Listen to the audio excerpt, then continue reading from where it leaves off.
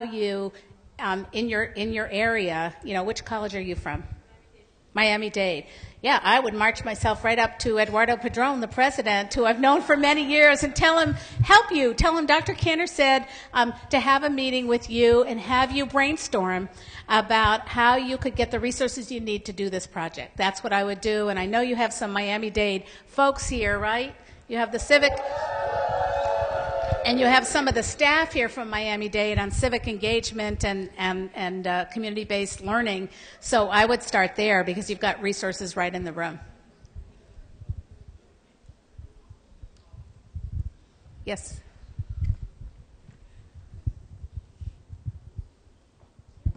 Hello, my name is Maria Moscoso from Miami-Dade Kendall. I'm also a member of SWARE, Students Working for Equal Rights. We work with undocumented youth to go to college. And I was wondering, for students like that who don't have the proper documentations to, apply for federal aid, what can we do to help them afford college? Like, is there anything we could do? Any advice for us on that?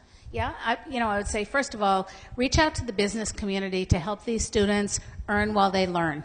One of the things, I should have mentioned this in my remarks, but President Obama has proposed doubling work-study funding for community colleges and universities, because we know that if students have a part-time job, and many of you may be also working full-time, and we know the more you work, your studies suffer. I mean, the research says if you work more than 15, 20 hours a week while you're in school full-time, your studies are going to suffer, but they won't really suffer if you work 15, 20 hours to help out. So I would say with undocumented students, can you identify ways for them to get scholarships? We started a number of scholarships for undocumented students at our campus.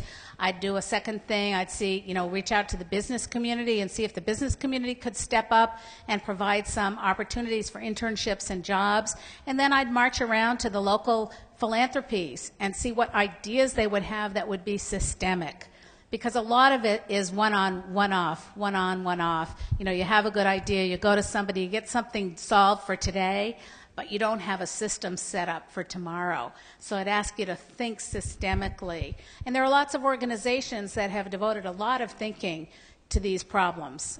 We've got to, in Washington, pass the immigration reform.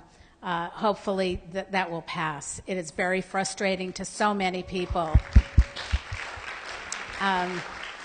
So we've got to keep trying. I think it was heartbreaking for me to see 6 Democrats not voting for the bill the last time around, and it's been so controversial, but I think this is really just making